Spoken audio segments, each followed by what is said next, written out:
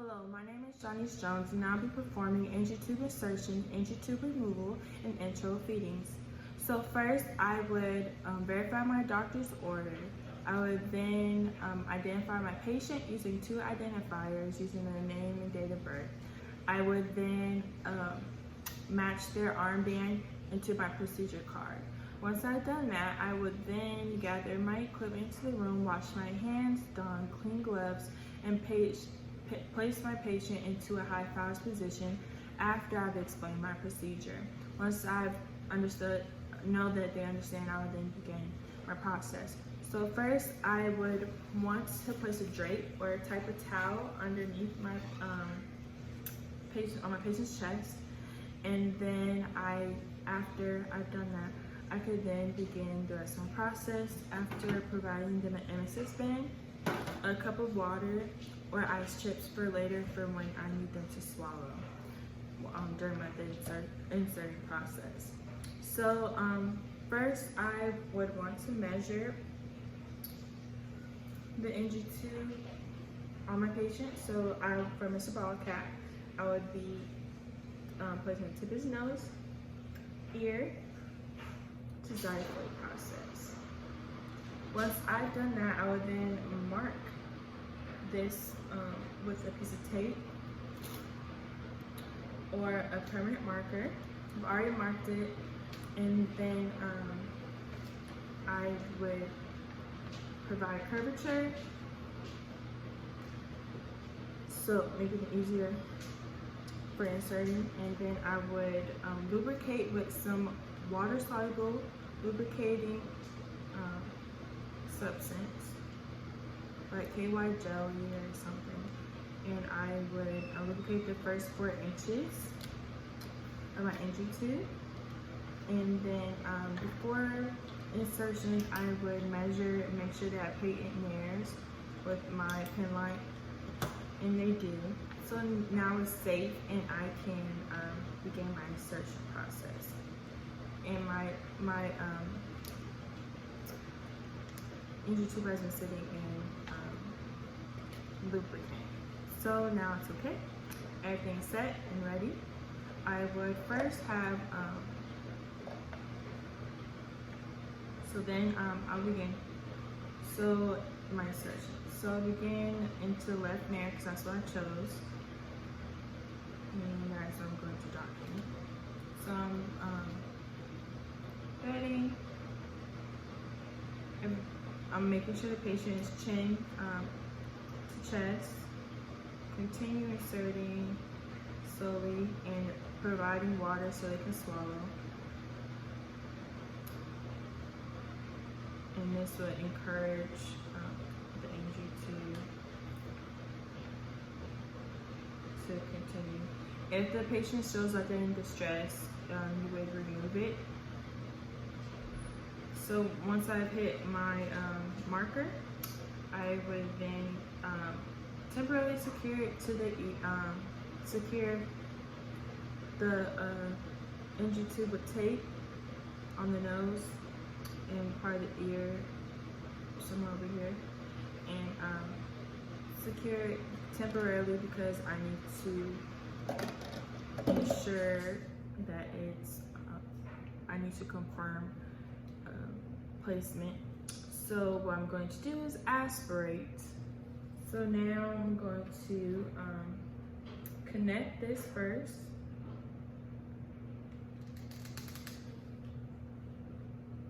Have my stethoscope ready.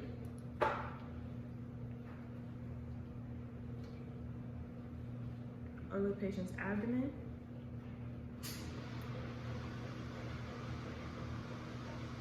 And I'm going to be listening for a whooshing sound. And I hear the whoosh. And so then I can aspirate. Once I'm done with my stethoscope, I can then, after aspirating, I'm going to pull back and get about 30 mLs of gastric secretions, because I'm going to be testing with my gastric pH strip to determine the pH of my patient's gastric secretions or contents. Some complications with NG tube suctioning is the patient could be hypokalemic, and so that's why you would want to check the residual and for signs of hypokalemia. Also, for once I've done this and I've already clamped it and connected it to suctioning or feeding tubing, if the patient is ordered for feeding tubing, I would document the size of my NG tube, how the patient tolerated what time I've inserted it, COCA of color order because it's the amount of the patient's gastric secretions, and then before that I would wash my hands and document, and then wash exit. So next I would be performing enteral feedings. So first you want to verify your doctor's order for this, and also want to verify if the patient has any allergies. Once I verify my patient has known allergies, and then I would verify the order for nutrition supplementation. Again, wash my hands, don clean gloves, identify my patient, and determining my order exactly. So let's say they ordered Nepro from Mr. Volcat. So a Nepro will be what we'll be using. So, and they ordered 1,000 milliliters of free water. So first I would fill my kangaroo bag up with 1,000 milliliters of free water. And I would then make sure I shake my nutrition supplements well before pouring that into a separate bag from my free water. And I would pour those in as well. Then I would prime.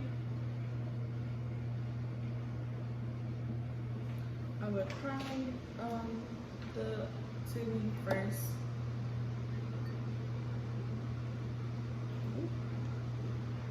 So prime first. And then once I primed, I can then prime my feeding. This is close to my IV. Anyway, okay, so it's primed, and then when everything's primed, I would then check residual first, and about 30 milliliters aspirate with 30 milliliters of water in my pet to make sure that the feeding would last, or could, make it into the tubing, and that the patient can tolerate it. And so making sure it's patent, and it is, with 30 milliliters of water. So then it's good to go.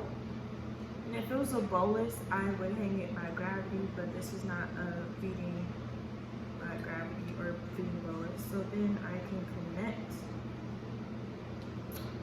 my tubing, unclamp it, and making sure the stop clock is on, so that way you can use it.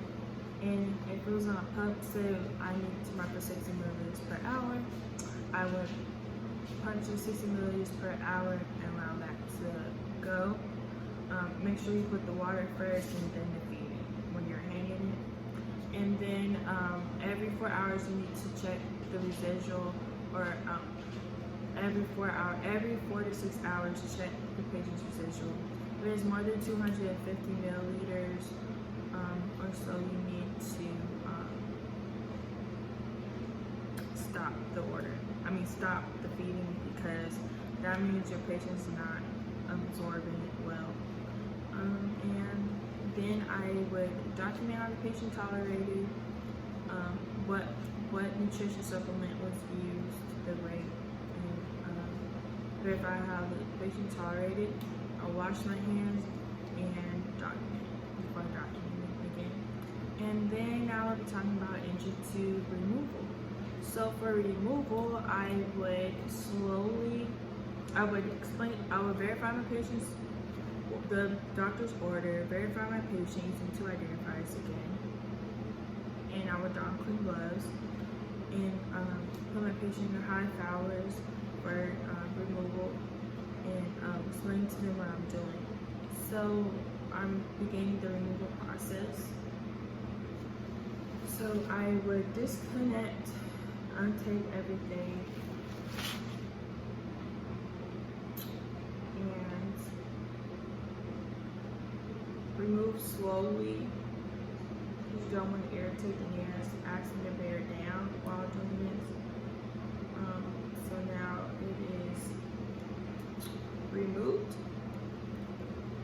And so now everything is completed, and I would dispose of everything properly. Just like say if the patient had MRSA or something, so I would put it in the biohazard kit because being inside the body, technically. So after I've done that, I would wash my hands and I would document how the patient tolerated. Now with the NG tube, you need to provide oral care and nair care because you do not want infection. Also, you want to watch for breakdown on the tape and from the harsh tubing on the patient's nairs, and for aspiration rates. So you want to perform oral care every shift and make sure that the skin has good skin integrity. And for G-tube or PEG tube for enteral feedings, also want to assess the skin site for feeding. Also want to clean it. You want to make sure there's no infections or anything like that. Okay, so now I want to talk about the type of patients who may need an NG suction. So these patients most likely have a compromised or obstructive ileus of the intestine. So these patients may need an NG suction. And so that is it for NG insertion, NG removal, and enteral feedings. Thank you.